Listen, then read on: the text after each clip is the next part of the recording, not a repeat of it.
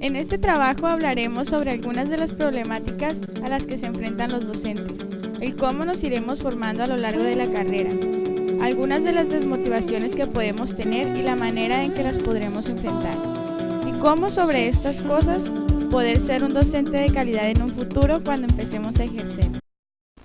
La formación es un trabajo que se va realizando sobre sí mismo.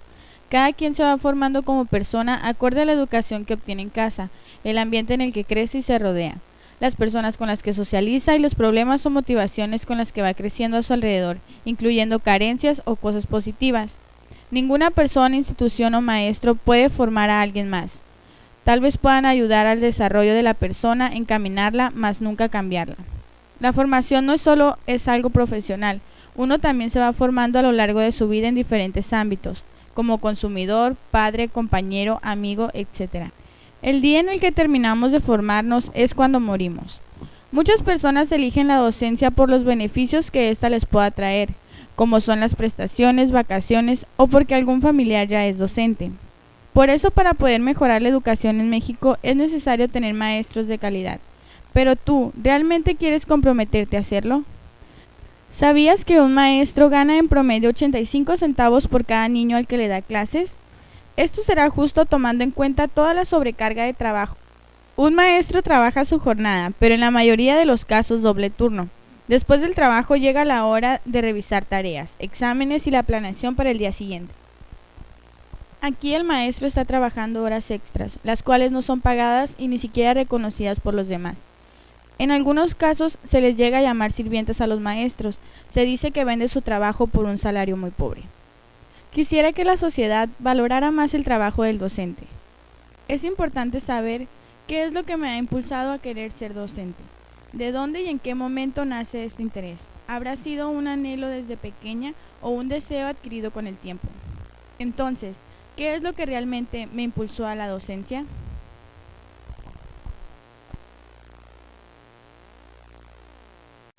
Nací el 7 de octubre de 1992 en la ciudad de Veracruz, aproximadamente a las 8 de la noche.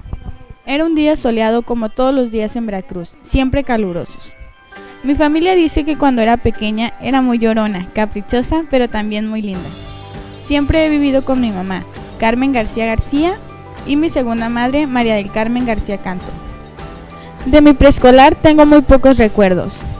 Fui a 3 diferentes. El que más recuerdo es uno que se llama Ignacio Zaragoza en Veracruz. La verdad es que no me gustaba ir al kinder. Cuando entré a la primaria todo mejoró, ya que yo estaba muy feliz el primer día de clases, aunque mi mamá tenía mucho miedo de que llorara. Cuando pasé a segundo de primaria tenía una maestra que era muy mala, la cual a todos nos daba mucho miedo.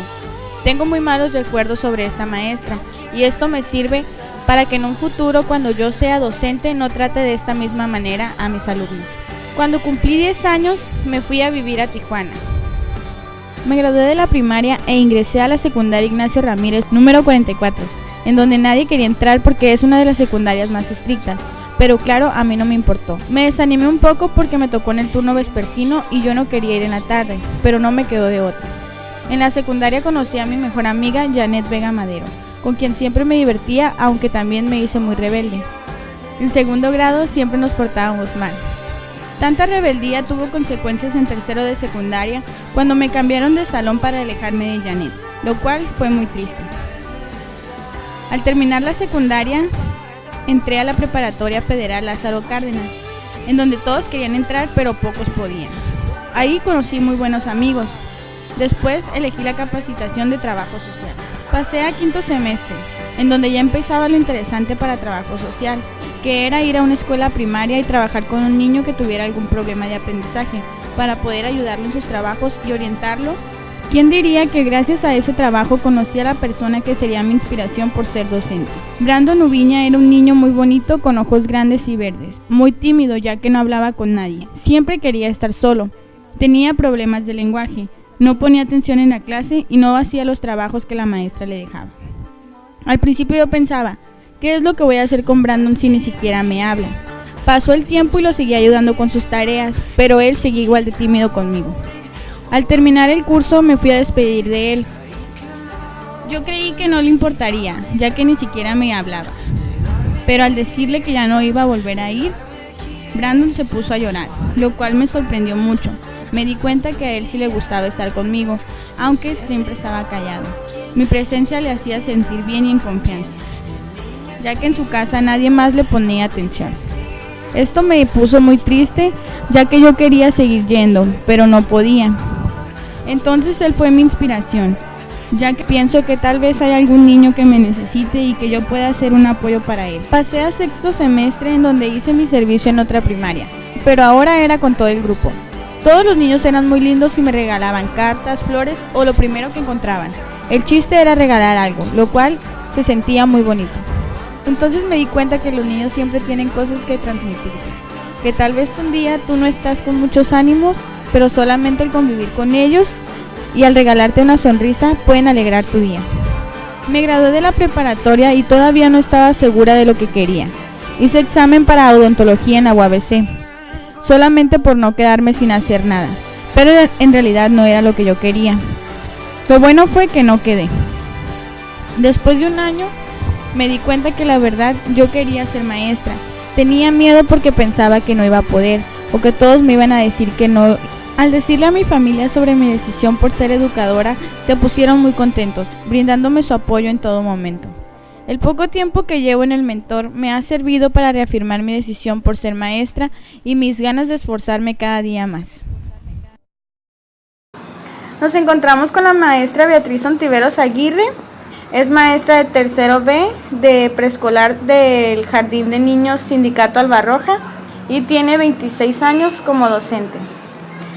Bien, la primera pregunta es, ¿qué opinas sobre lo que se dice que la escuela es el segundo hogar de los niños?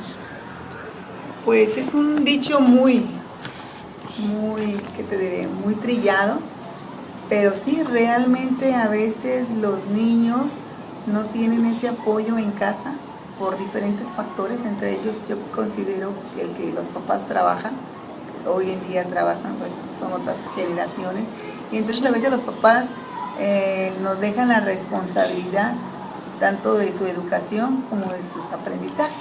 Entonces el papel que juega el maestro hoy en día es muy importante. Muy bien. ¿Qué piensas sobre la formación que debe tener un futuro maestro de preescolar? Primero, que le guste la vocación. Por ahí me dice una compañera que tenga el perfil, es muy importante. Que sepa que cuando termine, que termine esa carrera, lo que va a hacer y lo que va a realizar. Correcto. Que le guste de veras. Y no que sea por herencia, por una tradición familiar. El clásico, ¿no?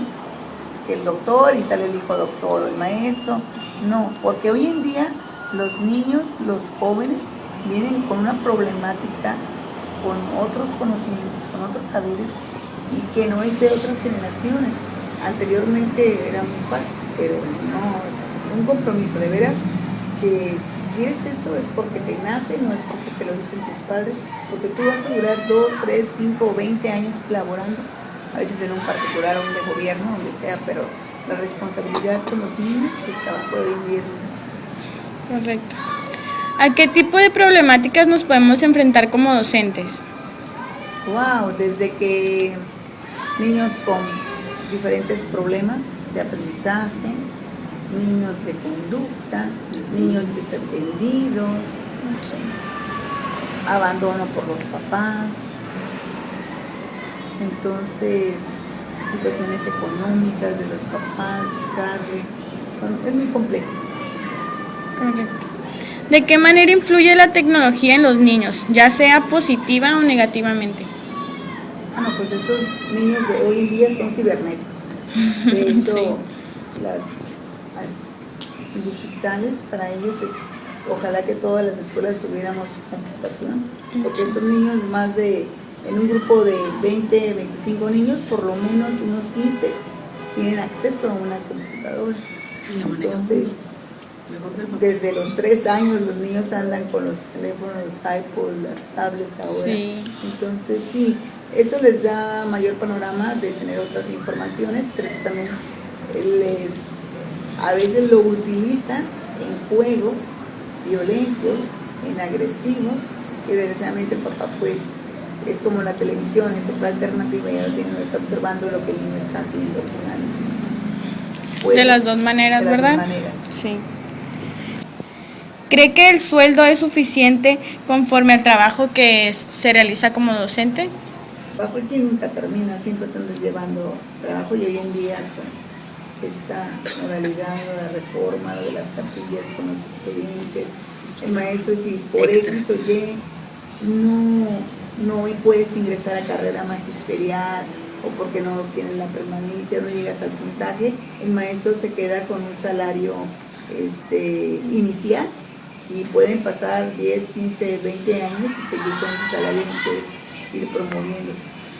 Entonces, pues sí, carrera para algunos ha sido una muy buena opción, para otros es algo intermedio, o por ahí le dicen barrera magisterial, ¿no? Barrera magisterial. Muchísimas gracias.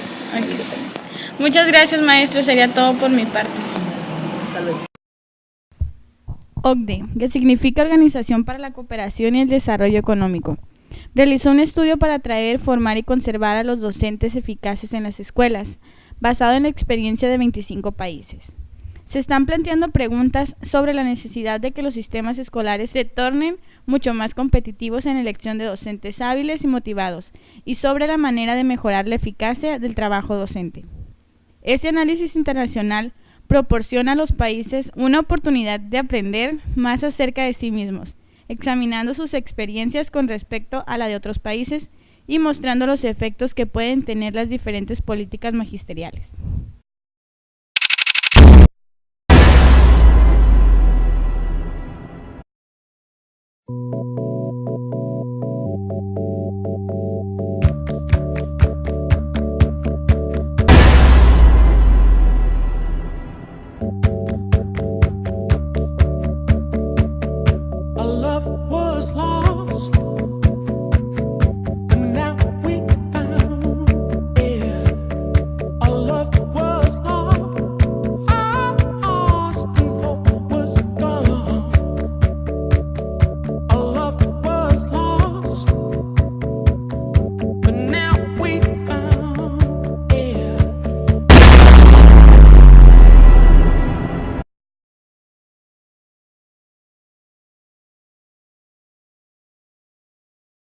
Podemos darnos cuenta que la educación en México ha ido empeorando con el paso de los años.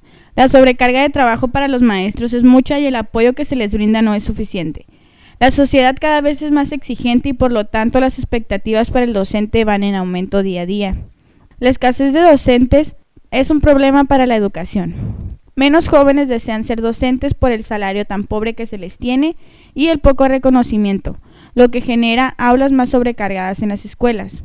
Claro, estos solo son algunos de los muchos problemas que se tiene hoy en día en la educación.